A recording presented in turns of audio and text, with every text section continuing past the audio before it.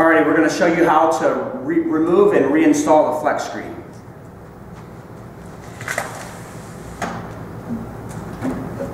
What you want to do is put your hand right on the screen mesh.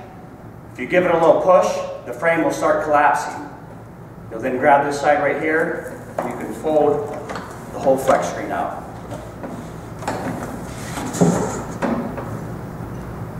Once you have it out, in order to put it back in, pretty much the same concept. You'll collapse it, you'll get the two corners in for the top, and then you can slide it up into place. Once you have the top in, do one corner, get to the other corner, and that's it.